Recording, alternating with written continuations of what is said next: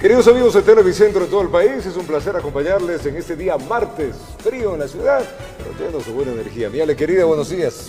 Buenos días, amigos televidentes. Dianita, Robert, bienvenido nuevamente. ¿Qué tal las vacaciones? Espero hayan sido Bien, muy buenas. bien, estuvieron bien. Finales del año poniendo la energía para que el siguiente, o sea, sea lleno de cosas positivas. Perfecto, me parece. Entonces, renovado viene. Sí, más cansado que renovado, pero eso es parte de las vacaciones. ¿Mucho trajín? Mucho trajín aquí en la ciudad, pero bueno, extrañándole también y a Yo gusto también. de que ya esté acá. Tan lindo usted, muchas gracias, Miali, querida. Dianita, abrazo grande a nuestra productora, Sara Naranjo, un buen día también. Comencemos porque hay mucho para contarles en las próximas 2 horas. Empezamos entonces y les contamos que un joven murió tras estrellarse con su motocicleta en la parte posterior de una volqueta estacionada a un costado de la vía. Este hecho ocurrió en la ciudad de Cuenca. Al borde de la carretera fue a parar el cuerpo del infortunado joven de 19 años de edad, de nombre Carlos Daniel Calle, casado y oriundo de la parroquia Ochoa León de la ciudad de Cuenca, luego de que la moto que conducía se estrellara contra un volquete. Con tipología estrellamiento y como consecuencia lamentablemente una persona fallecida. Según versiones, el conductor con su motocicleta se impactó con la parte posterior de un volquete que se encontraba estacionado a un costado de la vía. El impacto se da entre una volqueta que según moradores está estacionada sobre su costado derecho. Viene la motocicleta con dirección a Checa, se impacta en la parte posterior. Producto del violento estrellamiento y sumado a ello el golpe contra la acera de la carretera, el joven murió instantáneamente. El nombre de la persona fallecida, según moradores, se llama Carlos Daniel Calle, de 19 años aproximadamente. El accidente que se dio en la vía del sector La Playa de la parroquia Checa conmocionó a los pobladores. Conductor de la volqueta, no, al momento no se desconoce el paradero del conductor de la volqueta. Los vehículos fueron llevados a los patios del EMOV, informó desde la ciudad de Cuenca Francisco Ramírez. Vamos a contarles ahora que en la comuna Sichal del cantón Santa Elena, miles de personas asistieron a la misa campal que se realizó para despedir a 4 de las 5 personas que fallecieron en un trágico accidente de tránsito. Lamentable, te contamos. Miles de personas llenaron la calle principal en la comuna Sichal para despedir a 4 de los 5 fallecidos que perdieron la vida en un trágico accidente de tránsito ocurrido la mañana del domingo anterior.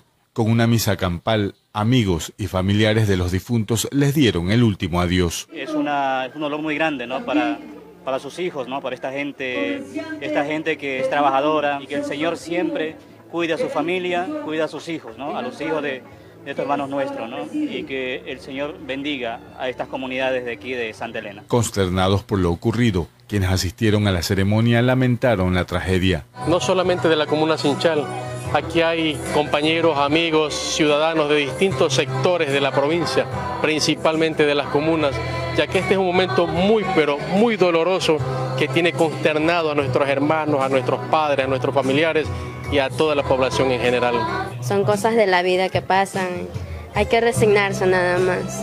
Ha dejado un vacío inmenso a todos sus familiares. Después de la Santa Misa, los habitantes se despedían de sus allegados, con abrazos y palabras de condolencias. Cada uno de los asistentes pasaba por los 4 ataúdes. Son gente conocida de la comuna Sichal, bueno, entonces nunca habíamos tenido y nunca se había visto una tragedia tan inmensa como esta, ¿no? Se conoció también el estado de salud de la única persona que sobrevivió al percance, quien está en observación en el hospital Liborio Panchana del cantón Santa Elena. Hasta el momento el paciente se encuentra estable, sin peligro inminente para su vida y estaba bajo observación en nuestra sala de hospitalización de cirugía. Es así como miles de personas acompañaron por las principales calles de la población a los 4 féretros hasta llegar a su última morada. Desde la provincia de Santa Elena informó Darwin Villao.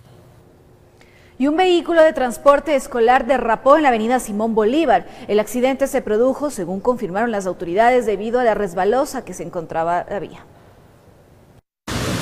Un vehículo de transporte escolar derrapó en la avenida Simón Bolívar. El accidente se produjo, según las autoridades, debido a lo resbalosa que se encontraba la calzada. Con la presencia de la lluvia y un fluido que estaba saliendo desde el botadero, se procede a hacer la calzada mucho más resbalosa. El agente civil de tránsito que acudió hasta el sitio señaló que pese a las maniobras del conductor, fue imposible controlar el automotor. El señor trata de controlar el vehículo. Resultados y pierde carril, terminando volcado aquí encima del parterre, un volcamiento un cuarto. El transporte llevaba 2 personas a bordo, las cuales resultaron ilesas. Ya en este momento solamente estamos realizando el levantamiento del vehículo y enseguida ya habilitamos la vía normalmente. No hay ninguna afectación. Ni daños a la propiedad pública ni a la propiedad privada. Los agentes recomiendan que en la época de lluvia se maneje con mayor precaución y respetando las leyes de tránsito. Esto con el fin de que los accidentes en las vías sean menos probables. Informó Javier Rosero. Tiempo de contarles que momentos de pánico vivieron los pasajeros de un bus de transporte público que se volcó en la vía a la costa. Los elementos del Cuerpo de Bomberos ayudaron a evacuar a la unidad. Veamos. En media vía en el Antes de volcarse venían a una velocidad decente, afirma el oficial del bus de la cooperativa SICA. Pero el aguacero de anoche pasó su factura en el kilómetro 92 de la vía a la costa. Que estaban aquí columnados los carros, la calzada nos jaló al lado izquierdo. Entonces, como ya estaba ahí la cuneta, la llanta trasera cayó y nos jaló. Fue a la altura de Cerecita donde el miedo se multiplicó en los pasajeros, que la vieron difícil, sostienen, aunque con una angustia atenuante. En lugar de embestirle una camioneta negra que estaba de este lado, como que se abrió mucho y nos fuimos. Gracias a Dios que no venía a velocidad, venía suave y comenzamos a voltearnos cámara lenta ya. Aún así, según la hipótesis del oficial de la Comisión de Tránsito del Ecuador, hubo una maniobra de más. Quiso salir hacia la izquierda, ¿verdad? Y por la fuerza centrífuga, la calzada estaba mojada, se resbala. Gracias a Dios no pasó a mayores, no hay personas heridas, nada, son daños materiales y golpes nada más. Lo que presenta es una deformidad en el hombro, pero el señor lo que nos comenta es que ya ha tenido una lesión anterior y ahorita parece que se exacerbó. Hay una deformidad en el hombro, pero el señor está estable, hemodinámicamente está estable. Desgracia con suerte, dicen, por estos vientos hacia la costa, ya con el alma de nuevo en el cuerpo. Sí, fue el susto nada más, de ahí ya todo está normal ahorita, está esperando hasta que vengan nomás a recoger las maletas. Informó Jorge Escobar. La ATM y otros organismos de tránsito solicitan mayor cuidado a los conductores para evitar accidentes durante este tiempo de lluvias. Se recuerda que exceder el límite de velocidad podría traer graves consecuencias. Una de las vías rápidas de Guayaquil es la avenida Narcisa de Jesús, o conocida también como la vía terminal terrestre Pascuales. Sin embargo, por denominársela como vía rápida, pueden ocurrir accidentes debido a la alta velocidad. Es por ello que las autoridades de tránsito solicitan a los conductores ser más prudentes, pues lo que quieren es prevenir antes que lamentar. Ya tenemos un choque lateral entre una motocicleta y un automóvil con el saldo trágico de una persona fallecida. Pero ahora hay que ser más cuidadosos, pues la estación climática también es otro factor para que los accidentes ocurran. No solo en esta vía, sino en varias que tiene el puerto principal, entre ellas la vía perimetral, la cual está prácticamente unida con la vía Narcisa de Jesús. Y vino a dar acá y topó a un auto y de ahí rebotó en la parte de allá. Y él coge y se mete hacia el carril izquierdo, que como está aquí el carril izquierdo y venía un trailer en la parte de atrás. Y el trailer que está atrás lo compacta. Deberían de traer una velocidad suave. Es el segundo accidente que hay aquí en menos de un mes. Por ello, representantes de la ATM solicitan que exista mucha precaución, sobre todo a la hora de recorrer la ciudad, más aún en avenidas amplias. Y, lógicamente, respetar los límites de velocidad. Y no tanto los límites de velocidad, pues si vamos a suponer que un límite de velocidad diga 70 kilómetros, a ese límite bajarle siquiera el 30%. Y que tan solo respetando el límite permitido se pueden evitar cualquier tipo de sucesos. Si usted va a 70 kilómetros por hora y usted frena, el vehículo rueda una distancia y la distancia más o menos son 79 metros cuando la calzada está mojada. Es decir, no es que el carro usted frene y el carro se para, se detiene inmediatamente, no es así. Informó Julio César Saona.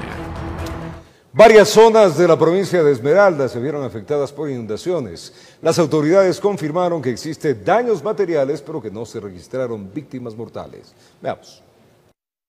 Chaflú y la parroquia de Camarones, ubicados en la provincia de Esmeraldas, amanecieron este lunes con su río desbordado. Se suscitó a partir de las 5 de la mañana, ya fue cuando comenzó a crecer el río, pero el agua ingresó a partir de como de las 7 de la mañana, ingresó a todas las viviendas. Las autoridades afirman que esto se debe a la inclemencia del invierno que azota la provincia verde. por lo que no descartan que más sectores se encuentren también afectados. Lo más fuerte del invierno ha sido en estos días y estamos haciendo una evaluación en toda la provincia para intervenir de forma inmediata con el Ministerio de Obras Públicas. Desde la Municipalidad de Esmeraldas buscan soluciones para remediar los daños causados por el agua. En Chaflú, por ejemplo, 25 viviendas se encuentran en proceso de inundación. Tenemos otro sector que ha sido muy afectado, que es el sector de la parroquia de Camarones, con un área de inundación pues casi en su totalidad en la parroquia que se encuentra en el perfil costero. Los moradores, preocupados por la intensidad de las lluvias, solicitan a las autoridades obras urgentes que eviten que en el futuro se complique aún más su situación. La obra que se pide aquí es un muro de gaviones, es una protección. Es una protección para que el río tome un encauce afuera y se vaya y no se ingrese al pueblo. Si bien este problema no ha causado víctimas mortales, las pérdidas materiales han alcanzado a moradores y al propio gobierno municipal. En este sentido, se conoce que la vía Esmeraldas-Quilindé se encuentra cerrada. Bueno, si alguien tiene que viajar ya para trasladarse, tenemos la ruta del Espóndilus, la ruta del Sol, incluso hacia el norte, pues, que es la vía del norte, en este caso a la altura de Camarones, y que podría llevar pues hacia la provincia de Imbabura y de ahí al resto del país, si es que esa es la necesidad. Además de analizarse estas posibles soluciones, la Alcaldía de Esmeraldas también se encuentra atenta al protocolo de emergencia humanitaria, informó Javier Rosero. Y un obrero falleció tras recibir una descarga eléctrica mientras realizaba trabajos de limpieza en un camión mezclador. El hecho se registró en el pleno centro de Puerto Viejo, en la provincia de Manabí. Sus compañeros intentaron reanimarlo, pero fue imposible.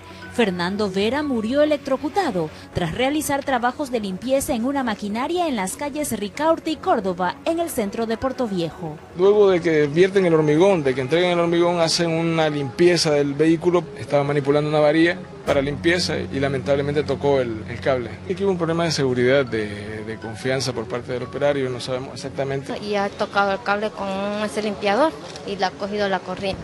Se subió a lavar el mixer en la parte de arriba, en la canastilla, y no se percató de la alta tensión, 7800 voltios que pasaban por la parte de arriba, y por la humedad mismo lo jaló la corriente y cayó al piso, pero ya parece que ya estaba electrocutado.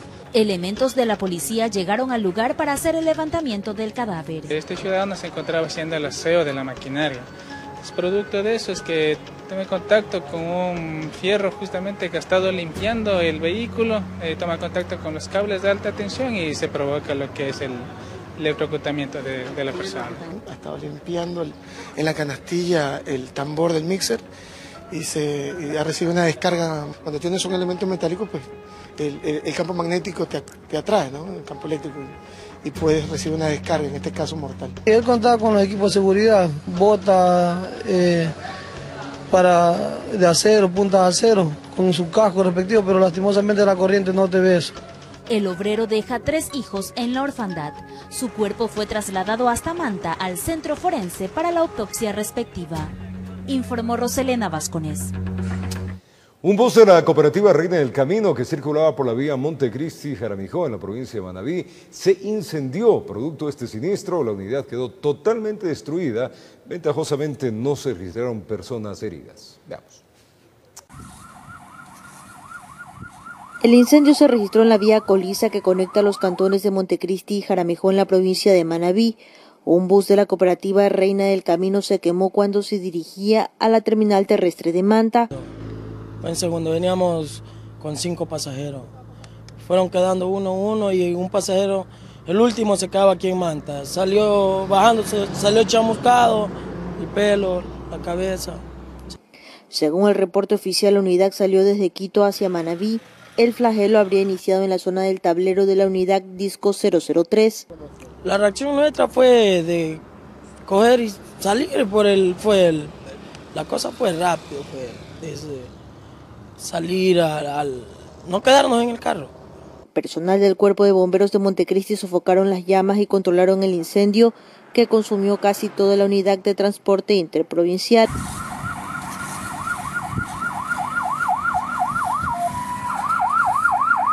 El flagelo no dejó personas heridas. Las autoridades investigan si un cortocircuito habría sido el origen del incendio. En Chone tuvimos un cortocircuito. frente en el andén, pero le vimos, ahí también estaban los demás. Le entaipamos, bueno, salimos.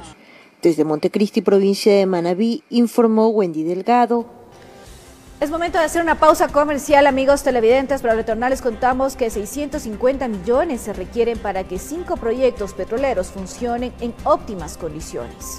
Y también al retornar en esta primera emisión del Comercio TV, la ex vicepresidenta Vicuña rindió su versión en la investigación por concusión. Le estaremos contando esto y más. Ya venimos.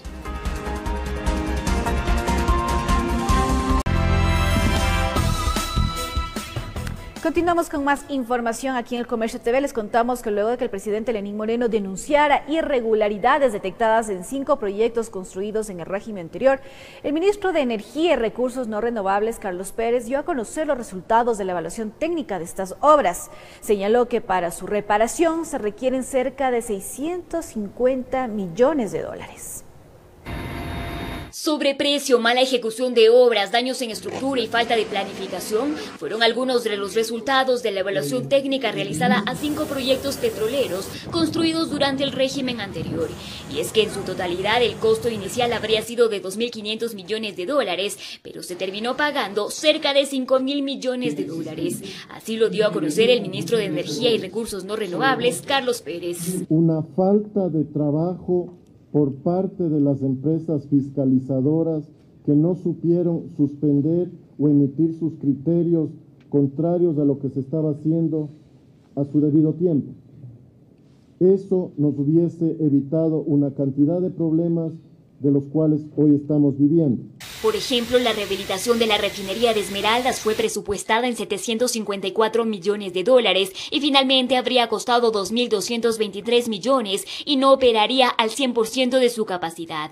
La refinería del Pacífico, la inversión fue de 1.531 millones y se identificó un 23% de sobreprecio en obras tempranas como terrenos, vías, campamentos, plataformas y otros. El poliducto Pascuales Cuenca registraría un sobrecosto del 150%, pues habría pasado de 250 millones a 623 millones. El terminal marítimo Monteverde, esta obra habría pasado de 210 millones a 371 millones. Y finalmente la planta de liquefacción de Bajo Alto reportaría un posible hundimiento debido a fallas de diseño y construcciones deficientes. Para las reparaciones mayores nosotros tendremos que poner en el presupuesto y conseguir la aprobación del Ministerio de Economía y Finanzas para ello.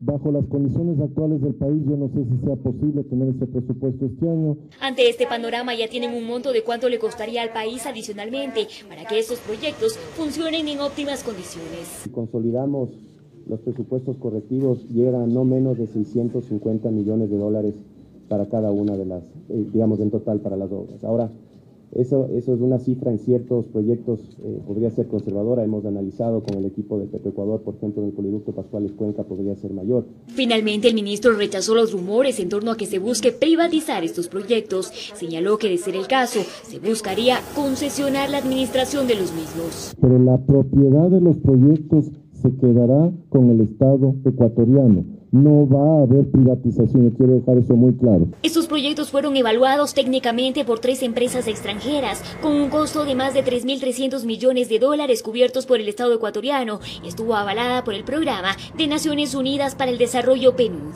En Quito informó Adriana Rojas. Y ya se registran reacciones en la Asamblea Nacional luego que el gobierno ha hecho públicos los informes que demostrarían un supuesto sobreprecio en las obras emblemáticas de la década correísta. Veamos. Luego de que se hizo público el informe de las empresas que auditaron los contratos de las obras emblemáticas del anterior gobierno, en la Asamblea hay reacciones. Desde el correísmo se afirma que el régimen actual está confundiendo a la ciudadanía, pues los costos se refieren a obras complementarias y no a sobreprecios. Hoy un contrato complementario se lo asimila como sobreprecio, eso no se le aclara a la ciudadanía. La ley de contratación pública faculta la posibilidad de hacer contratos complementarios. Aseguran que lo que buscan es desacreditar plantear al gobierno de Rafael Correa que las auditorías realizadas con acompañamiento de Naciones Unidas debían haberse hecho por la Contraloría y no por entidades ajenas al Estado ecuatoriano. Tiene que investigarse todos los temas. Nosotros hemos señalado que vamos a luchar contra la corrupción de la misma manera como se lo ha hecho hasta ahora, y lo único que pedimos es que se garantice el debido proceso. En el oficialismo hay cautela. El exministro de Electricidad del gobierno de Rafael Correa, Esteban Albornoz, asegura que es necesario que este tipo de auditorías sean hechas públicas y determinar sus alcances. Tenemos que seguir el debido proceso. Es fundamental pues que la Contraloría, si es que existe un elemento, conozca, pues establezca las responsabilidades como tiene que ser, y en función de eso la Fiscalía tome las medidas. Que está dispuesto a responder si entre los análisis se realizan auditorías al sector del que estuvo a cargo cuando ocupó el Ministerio de Electricidad, que en estos casos de supuesto sobreprecio, las autoridades deben imponer sanciones para los que sean responsables. Es el más interesado de que se llegue a conocer la verdad y que se sancione a gente que utilizó malos recursos, va a ser Esteban Albornoz. Son las reacciones en la Asamblea luego de que se han hecho públicos los informes de las auditorías a las 5 megaobras del anterior gobierno y que registrarían un sobreprecio de más de 2.000 millones de dólares. Informó Javier Gallo.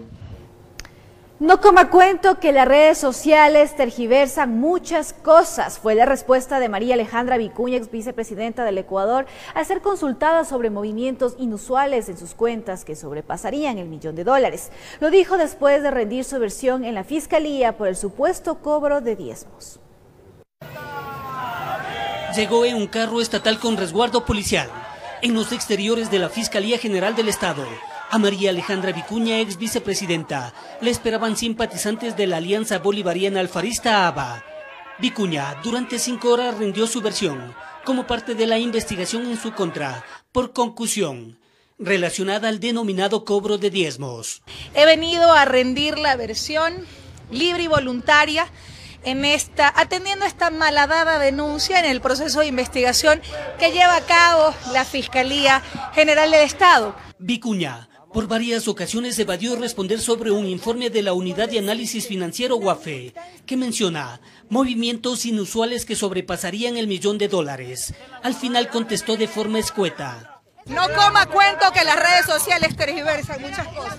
Dice eso. Fue la denuncia de Ángel Sagbay, es asesor de Vicuña, quien puso al descubierto el supuesto cobro de diezmos cuando ella se desempeñó como asambleísta, lo que le obligó a presentar su dimisión al cargo de la vicepresidencia. Es que todo este tipo de aportaciones, que insisto, son de distinto tipo para la organización política, han sido absolutamente voluntarias. Andrés Páez es el acusador particular.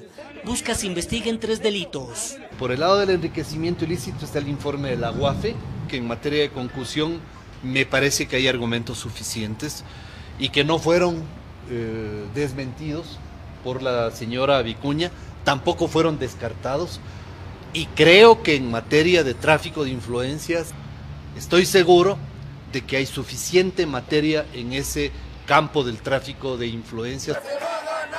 Vicuña se fue como llegó, justificando el resguardo policial, que ella no lo solicitó, sino que es dando cumplimiento al decreto ejecutivo 1369, donde se establece custodia por 6 meses, luego de dejar las funciones en calidad de vicepresidenta, informó Héctor Romero. Este día martes, el Pleno de la Asamblea Nacional deberá definir su aceptación o no del pedido judicial para levantar la inmunidad tanto a la ex legisladora Norma Vallejo como a la ex vicepresidenta María Alejandra Vicuña, ambas son acusadas de supuestos cobros indebidos. Además, se espera que se inicie una investigación en contra de la asambleísta Ana Galarza, quien también está implicada supuestamente en cobro de diezmos. La Asamblea deberá definir este martes si acepta o no el pedido judicial de levantar la inmunidad para enjuiciar tanto a Norma Vallejo como a la ex vicepresidenta María Alejandra Vicuña. En la legislatura hay criterios divididos. El correísmo afirma que este tema deberá debatirse. El tema es que la señora Norma Vallejo, por ejemplo, ya no es asambleísta. Ese fue el fundamento del informe jurídico, pese a que nosotros habíamos señalado que los temas se dieron cuando ella era asambleísta. Y hay un debate que tiene que nuevamente retomarse. Mientras que en Creo se asegura que la Asamblea debe despachar el tema devolviendo el pedido, pues el delito del que se busca imputar a las 2 ex legisladoras se cometieron cuando ocupaban un cargo público y hoy ya no poseen inmunidad. la Asamblea tendrá que responder que en tanto no se trata de legisladores en funciones, el juez es libre de proceder. Y sea la justicia la que nos dé rápidamente esas muestras de que sí se quiere combatir la corrupción. Además, en la Asamblea se espera que se abra una investigación por las denuncias de un supuesto cobro de diezmos en contra de la legisladora Ana Galarza. En el correísmo no descartan que ellos sean quienes impulsen la investigación. Una vez que se determinen todos los elementos y principalmente las pruebas, ¿no? Tendrá que determinarse cuáles son las pruebas con las que se va a evacuar. Y para esto será necesario crear una comisión. En Creo, partido al que pertenece Galarza, están de acuerdo en que esa comisión sea creada en la Asamblea. Es lo correcto. Si es que alguien quiere asumir esto, si es que tienen las pruebas necesarias, que presente el caso al Consejo de Administración Legislativa y que se lo procese. En tal sentido, sí, pero por supuesto. Si es que alguien encuentra que hay méritos, que la presente. Se ha anunciado además que Lenin Rodríguez, ex asesor de Galarza, presentará de manera oficial una denuncia en la Fiscalía para que se investigue el tema. En la Asamblea se espera que este caso sea investigado con la celeridad con el que se investigó el caso de Norma Vallejo, informó Javier Gallo.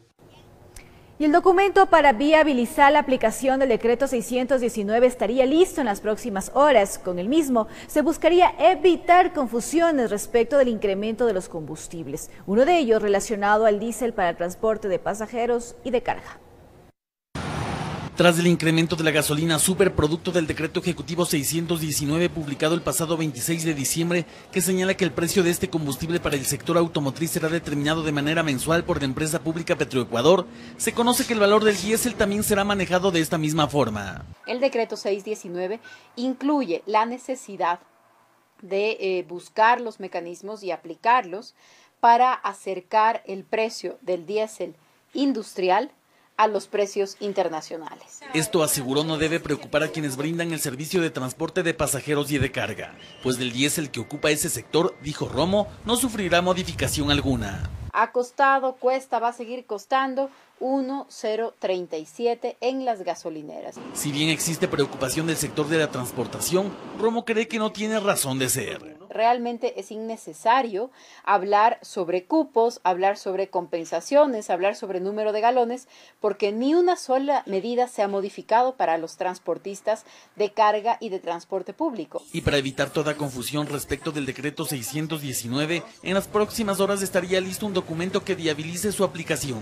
El mismo contendría los siguientes puntos. Algunos de los temas, de los plazos para el tema del diésel industrial, por ejemplo, responsabilidades del Ministerio de Finanzas, responsabilidades de hidrocarburos, son temas sobre todo técnicos. Según la ministra María Paula Romo, todo pronunciamiento que afirme que los productos de consumo subirán de precio debido a un incremento monetario en el diésel de transporte cae en la especulación. Esto debido, manifestó, a que su valor no se ha elevado ni se elevará. Informó Javier Rosero. Y claro, por otro lado, los transportistas están a la expectativa de lo que ocurrirá con el precio del diésel luego de una reunión sostenida la tarde de este día lunes con las autoridades. Ellos hablan de derogar el decreto 619. ¡No queremos que el pueblo pague!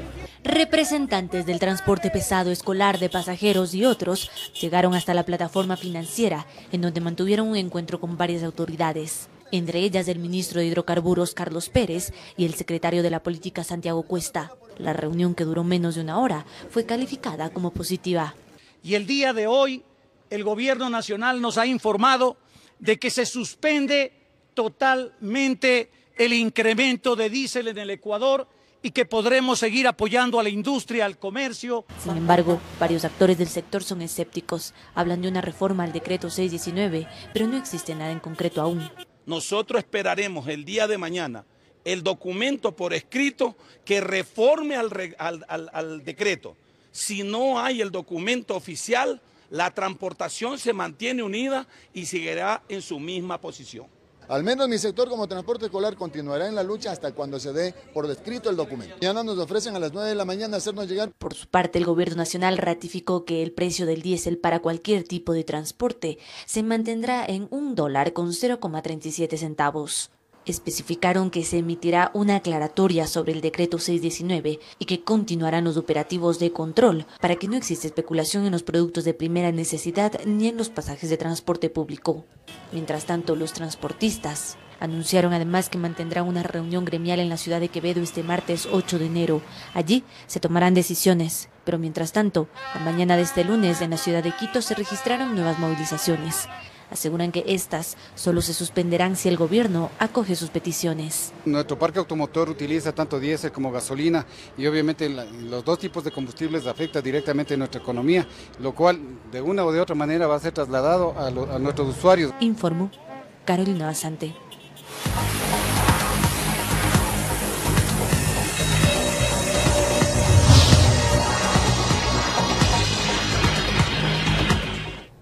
Y el incremento de los precios de los combustibles en Ecuador no disminuye el contrabando en las zonas de frontera.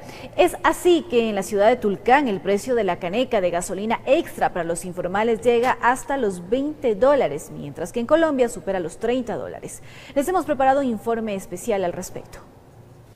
El contrabando en la frontera norte es una actividad que no cesa. El paso de combustible ecuatoriano es a diario pese al incremento registrado en los últimos días. Los vehículos modificados que tardan lapsos interminables para los usuarios que se abastecen en las estaciones de servicio es la clave para cerciorarse que el delito está latente. No hay otra forma de vida, dicen quienes aseguran que pese al alza, esto no termina. Que eso no se va a acabar nunca.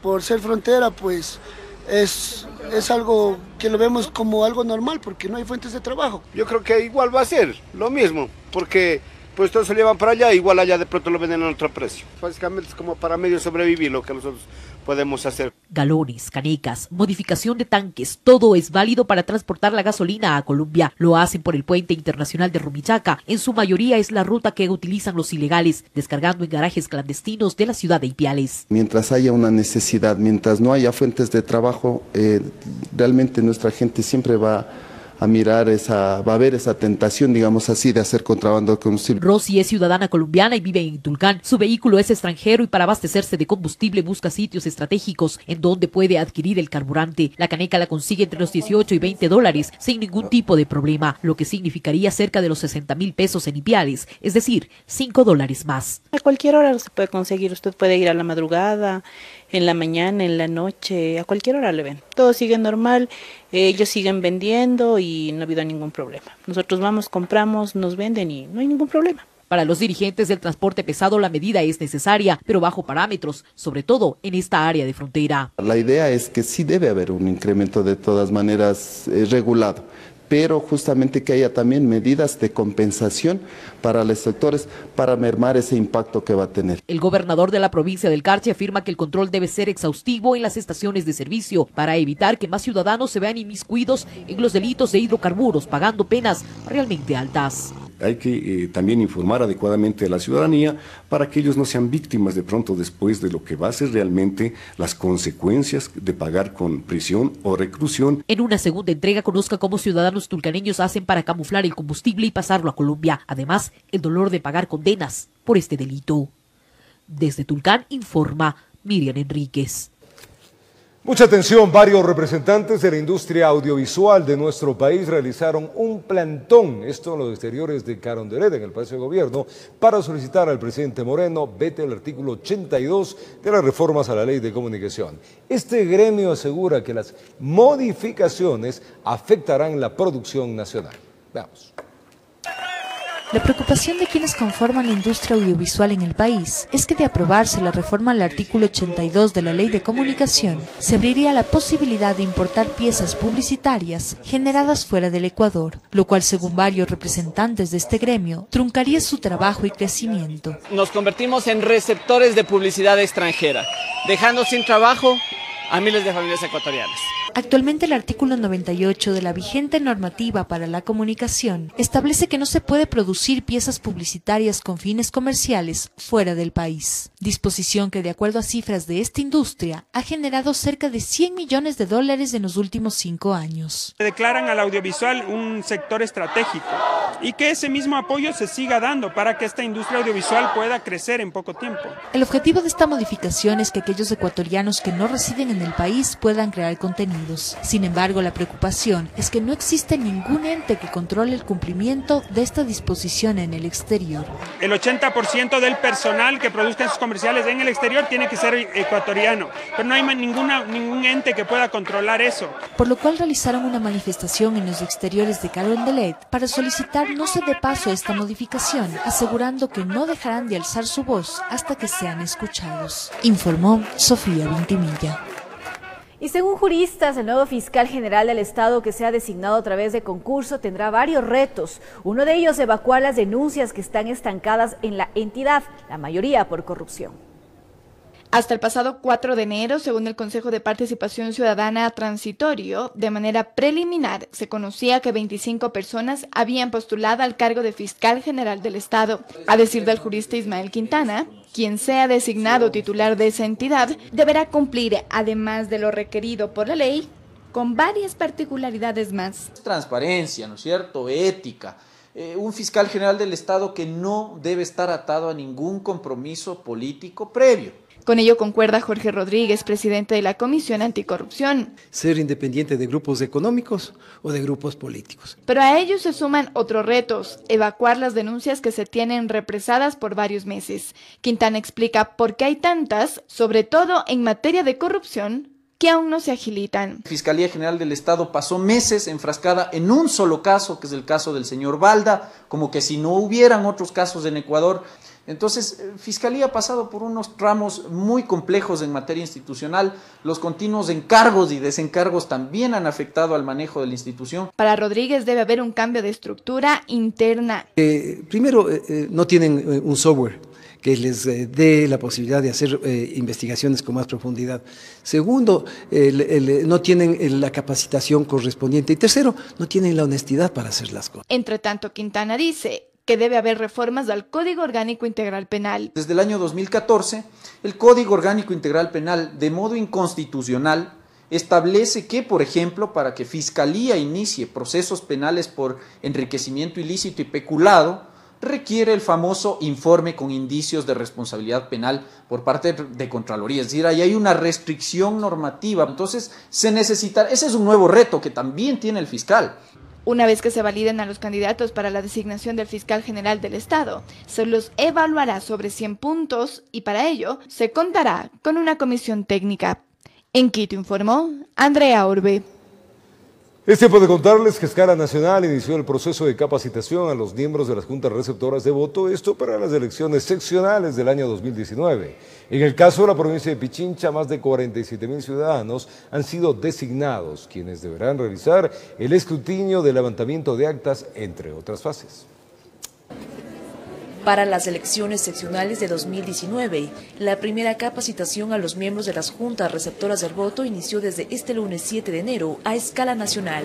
En el caso de la provincia de Pichincha, el proceso se llevó a cabo en el auditorio de la Facultad de Ciencias Administrativas de la Universidad Central del Ecuador. El total de los miembros son de 47.775 miembros de las juntas receptoras del voto, que a su vez se integrarán las 6.825 juntas en toda la provincia de Pichincha. Los capacitadores son miembros del organismo electoral y expertos en la materia. En la provincia de Pichincha, 104 personas estarán encargadas de impartir conocimientos del proceso, que tiene 4 fases: conformación e instalación de la mesa de votación, fase de votación, escrutinio y el embalaje para el envío del material al CNE. Van a haber mesas demostrativas donde las 4 fases del día de las votaciones se explique teórica y prácticamente. Y el ejercicio de escrutinio, que es muy importante, porque ahí el miembro de junta receptora del voto se topa con las actas de instalación, las actas de escrutinio y los padrones electorales conjuntamente con las papeletas de voto. Las capacitaciones no son obligatorias y tienen una duración de 1 hora y media por día hasta la fecha de los comicios. Las clases, por ejemplo, hay puntos fijos determinados en las universidades, en este caso en la Facultad de Administración de la Universidad Central, pues va a ser todo el día. Estudiantes universitarios integran la mayoría de las juntas receptoras del voto. Muchos por primera vez son parte de este proceso. Es la primera vez que me tocó estar en la mesa electoral, por lo tanto estoy viniendo a la capacitación para saber qué es lo que yo debo hacer las dudas, por ejemplo, en el momento de receptar los votos de las personas, qué debo hacer, qué proceso debo seguir para... Que nos ayuden mucho con la información para tener un manejo adecuado de la receptación de los votos por parte de los ciudadanos. A escala nacional, 278.970 miembros de las juntas receptoras del voto serán capacitados de manera presencial entre el 7 de enero y el 24 de marzo. Informó Priscila Cadena. Es tiempo de hacer una breve pausa. Al retornar, hoy se recuerda un año más de la desaparición y muerte de los hermanos Restrepo.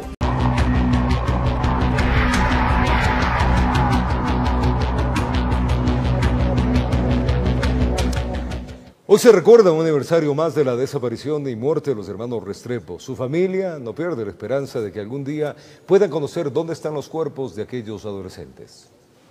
Han pasado 31 años y Pedro Restrepo se sigue alimentando espiritualmente con las fotografías de sus dos hijos, Santiago de 14 años de edad y Andrés de 17, quienes fueron arrancados de su lado abruptamente. Mis hijos fueron secuestrados, torturados, asesinados y desaparecidos por la policía ecuatoriana en el gobierno de León Febres Cordero. 31 años de vía crucis con protestas frente al Palacio de Gobierno, viendo pasar 11 presidentes y sin llegar a descubrir la verdad.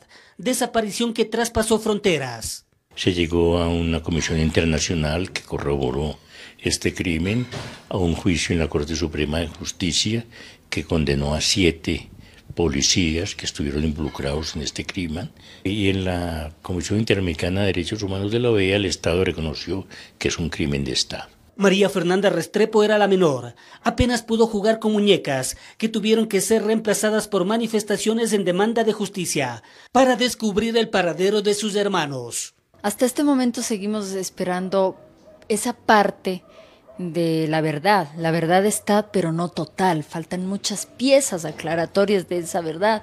Es inaudito pensar que han pasado 31 años, que incluso gente que estuvo involucrada, que fue responsable, que tiene una parte de la verdad o tenía una parte de la verdad importante, han fallecido. Y con esa muerte se llevan una parte de la verdad. Son los recuerdos plasmados en las fotografías, lo que les ha dado fuerzas para continuar en la lucha y que el dolor que vivieron no se replique en otro hogar.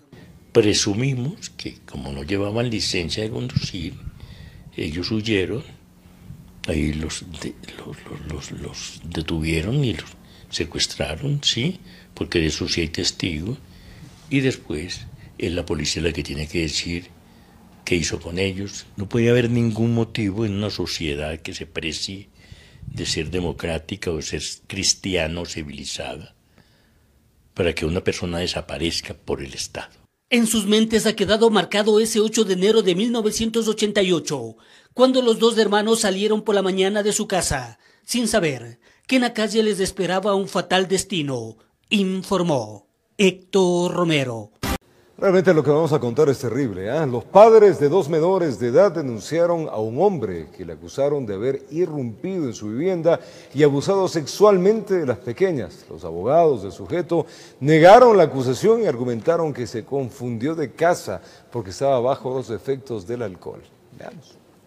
¿Qué podría haber pasado si se las hubiera Indignados llevado? e impotentes, los padres de 2 niñas de 6 y 7 años de edad no concilian el sueño desde la madrugada del 5 de diciembre. Ellas estaban despiertas, aterradas por la situación de que había un intruso, un sujeto en su cuarto. Doy gracias a Dios que no las violó, pero hubo un atentado de abuso sexual. Durante la audiencia de formulación de cargos, la Fiscalía solicitó prisión preventiva en contra de Arturo A. por el mismo delito. Pero en la unidad judicial se contemplaron otros parámetros. Los reconocimientos médicos legales, jamás existió un abuso sexual, pero solicitamos una medida alternativa y esa fue concedida. No llega a Daule la Cámara de Agencia, el informe general. La prueba psicológica no llega tampoco. Recuerdan a cada momento, prácticamente no tuvieron Navidad. Este miércoles se llevará a cabo una audiencia de reformulación de cargos, solicitada por la agente fiscal. No vamos a permitir que le cambien el tipo de delito, consejo de la judicatura a presentar las quejas pertinentes. Solicitamos una entrevista con la fiscal del caso, pero en la unidad del Ministerio Público aquí en Daule se nos informó que desde hoy está de vacaciones y que por ende el agente encargado, César Matías Gonzaga, apenas en horas de la mañana asumió su despacho. También buscamos una versión de parte del juez que conoce esta causa, pero no estaba autorizado. En la providencia entregada por la defensa de los denunciantes, el juez señala que la única forma para poder dictaminar la prisión preventiva constituye que la persona procesada tenga la capacidad de obstaculizar evidentemente la prueba. Esta autoridad no va a otorgar medidas cautelares distintas a la numeral 1 y 2. Va a otorgar lo que se llama arresto domiciliario. Tiene que ser una persona de tercera edad, una mujer embarazada, a una persona que tenga una enfermedad catastrófica. ¿Y por qué ingresó el señor a una casa que no era de él? Porque estaba en estado etílico, las casas por donde él vive son similares. En Daule, con cámara de Efraín Flores, informó Jorge Escobar.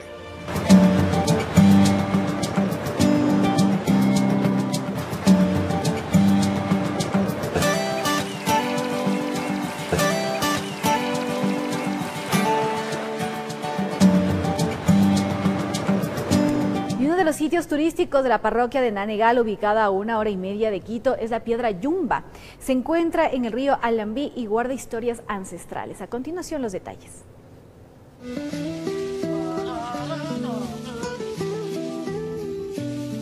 A tan solo 1 hora y media de Quito se encuentra la parroquia de Nanegal, un lugar muy turístico y lleno de naturaleza. Este sitio fue un asentamiento de los denominados yumbos, quienes fueron los primeros habitantes según cuentan los pobladores más antiguos. Pero no hay mejor forma que valorar su cultura recorriendo sus rutas, las cuales las utilizaban para transportar alimentos. Así por aquí era el camino, el único camino que había que salía de aquí de Nanegal hacia Calacalí, que yendo por el camino que se llama el Auca, así cargados con chala al recién, con unas chalas bien grandes, cargados las frutas, papaya, maqueño, yuca, la panela, a cambiar con productos de por afuera.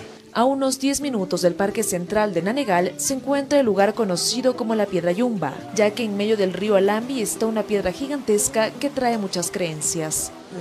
Mis papás y otros más mayores conversaban de que le encontraban a la sirena encima de la piedra, cantando, tocando la guitarra, y desde que tocaba lindo, tocaba la guitarra bien y cantaba también bien. El ingreso es por la ruta de los Yumbos, un lugar lleno de naturaleza y rodeado de un clima cálido. Aquí se pone a prueba la destreza y habilidades, ya que sus pobladores se siguen trepando a la piedra que trae buenas energías. Los turistas recomiendan este lugar debido a su tranquilidad, además de que se puede disfrutar en familia de un asado o camping a orillas del río Alambi. Recomendado, vengan al 100% natural, ¿no? Un lugar natural, un hermoso río, una piedra muy hermosa, ¿no? Donde dicen que también hay cómo lanzarse al río. Vengan este feriado acá a Nanegal y conozcan todos estos sitios. Pero hay algo más. Nanegal forma parte de varias reservas ecológicas que encierra la zona del Chocó andino, que fue declarada reserva de biosfera por la UNESCO. Una alegría inmensa que estamos en estos días, un proyecto conseguido para el Ecuador en sí, para nuestra región y para nuestras parroquias. El Chocó andino es una mancomunidad compuesta por 7 parroquias que está en este momento como en la mayor cantidad de terreno que corresponde a la declaratoria de biosfera.